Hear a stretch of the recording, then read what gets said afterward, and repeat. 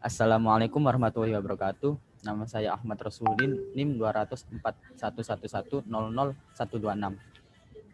Di sini saya akan menjelaskan sebuah program data siswa. Untuk sebagai contoh ini sudah saya isi, tapi saya komen dulu.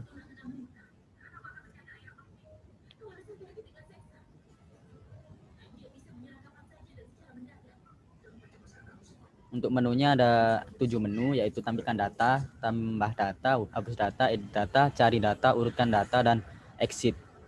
Untuk menu pertama, untuk datanya kosong karena di sini saya komen tadi. Untuk menambah data, tekan 2. Jika tinggal masukkan jumlah mahasiswa yang mau dimasukkan, seumpama 3 mahasiswa, masukkan NIM-nya 20041100126. Namanya Dimas, asal Gresik, Alpro D. Untuk mahasiswa kedua, untuk NIM-nya saya singkat aja ya, 200 Bagas, Surabaya, Alpro D. 241. Nama mahasiswa Andi, asal Sampang, kelas Alpro A. Nah, sudah saya masukkan datanya, sudah ditambahkan ke tabelnya. Sekarang untuk menu saya akan mencoba untuk menu keempat, edit data dulu. Jadi menu keempat, tekan 4 untuk edit data. Nomor yang mau diedit yaitu nomor, saya mau nomor 2.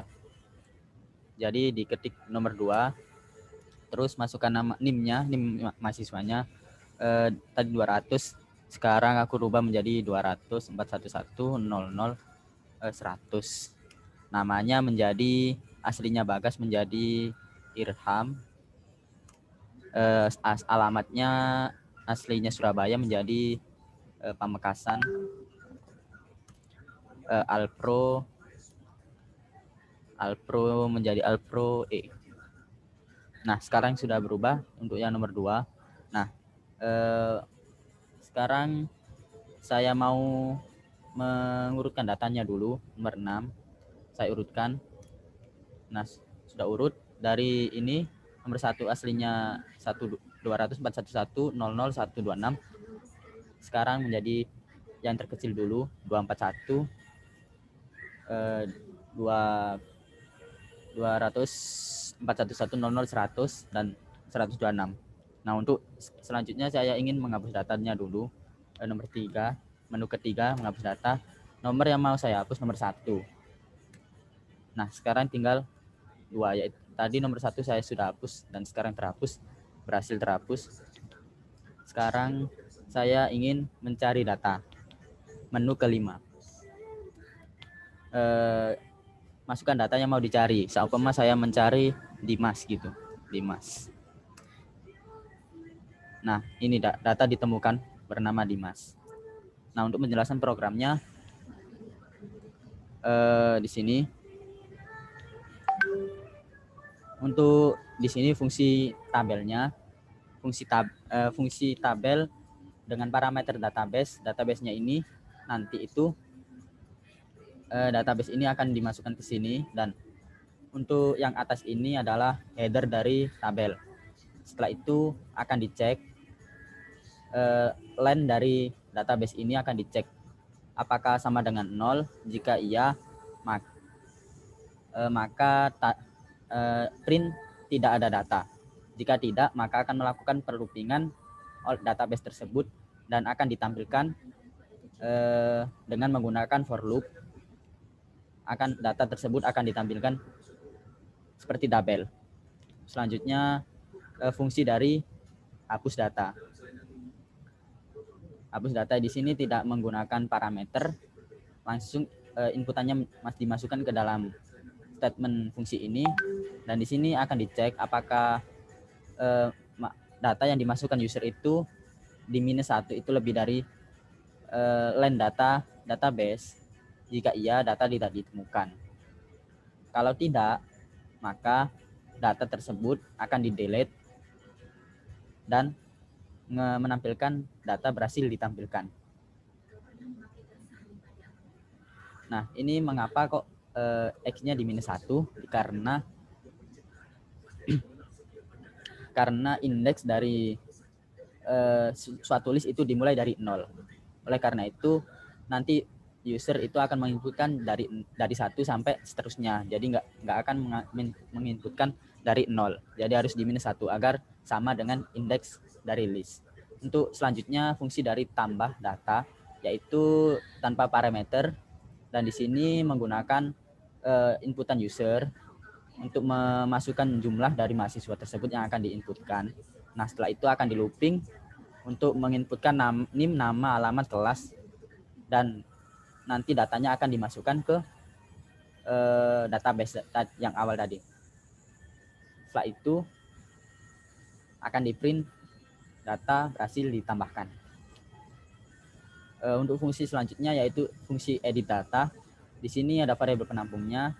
Nah, setelah itu di sini ada parameternya, parameter X. Di sini parameter X ini nanti akan digunakan untuk inputan user, data mana yang akan diedit. Setelah itu data tersebut akan di-delete terlebih dahulu dan digantikan dengan data yang baru. Jadi ini nanti menginputkan data yang terbaru dan ditambahkan ke database. Selanjutnya, fungsi dari cari untuk mencari data menggunakan satu parameter, dan di sini adalah header dari program. Header dari program. Setelah itu tam di sini adalah variabel penampung untuk menampung dari indeks yang ditemukan. Fungsi indeks yang ditemukan oleh kondisi ini. Jadi X di sini adalah inputan dari user, di mana X ini adalah data yang ingin dicari. Jadi jika data dari database tersebut itu sama dengan inputan user di sini, maka indeks dari data tersebut akan ditampung ke sini variabel tam. Untuk nomor di sini adalah sebagai nomor urutnya untuk menampilkan urutan. Nah, setelah itu akan dicek, variabel tam ini akan dicek apakah panjang dari tam itu tidak sama dengan 0. Kalau tidak sama dengan 0, maka akan melakukan pemanggilan dari data-data tersebut. Data tersebut akan ditampilkan sebagai tabel. Nah, jika data tersebut sama dengan 0, maka tidak ditemukan data tersebut. Karena tidak ada yang sama dari nilai yang diinputkan user dengan database di atas, maka tidak ada data yang ditambahkan ke variabel tam ini, dan maka outputnya nanti ada data tidak ditemukan. Selanjutnya, fungsi sorting. Fungsi sorting ini untuk mengurutkan data tanpa parameter. Statementnya itu pertama ada variabel n di sini untuk menghitung panjang dari database tersebut. Nah, setelah itu akan di looping melakukan perulangan berapa kali, dan di sini ada kondisi jika database dari indeks ke 0 lebih besar daripada indeks ke 1, maka melakukan perubahan atau perpindahan posisi dari yang aslinya data pertama itu ada di indeks ke 0 dan data kedua ada di indeks ke 1, maka akan dirubah yang data pertama itu ada di indeks ke 1 dan indeks kedua itu ada di indeks ke 0. Nah, setelah itu ini n-nya itu di -1 untuk melakukan pembatasan pivot. Nah, setelah fungsi-fungsi dibuat, maka tinggal membuat pemilihannya. Di sini saya menggunakan while. Nah, variabel start true ini sebagai stopping condition. Jadi ketika while start, otomatis ketika kondisi benarnya itu akan menampilkan ini. Nah, untuk pertama menampilkan dari menu-menunya. Setelah itu ada variabel pilih untuk inputan user untuk memilih opsinya. Nah, jika user itu memilih memasukkan angka 1, maka panggil dari fungsi tabel dan memasukkan parameter database. Nanti ini akan ditampilkan menjadi tabel. Data dari database itu akan ditampilkan menjadi tabel. Setelah itu jika user memasukkan angka 2, maka memanggil dari fungsi tabel tambah data. Karena di sini nomor 2 menunya tambah data, jadi memanggil fungsi tambah data. Setelah itu akan ditampilkan tabelnya lagi dengan memanggil fungsi tabel. Setelah itu jika user memasukkan angka 3, maka di sini angka 3 itu hapus data, jadi memanggil fungsi dari hapus data. Setelah itu memanggil fungsi tabel untuk menampilkan tabelnya, menampilkan tabel yang terbaru. Setelah itu jika user memasukkan angka 4, maka angka 4 itu untuk mengedit data. Pertama yaitu untuk user disuruh memasukkan nomor data yang mau diedit. Setelah itu dicek apakah nomor yang diedit oleh user itu kurang dari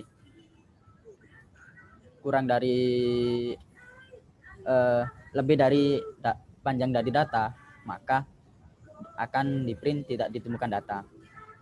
Dan memanggil fungsi tabel lagi, fungsi tabel data, dan untuk menampilkan tabel. Jika tidak lebih dari panjang data, maka fungsi dari edit ini akan dipanggil. Fungsi edit data dipanggil untuk melakukan eksekusi. Setelah itu print data berhasil diedit. Setelah itu tabel data akan dipanggil untuk memperbarui tabelnya.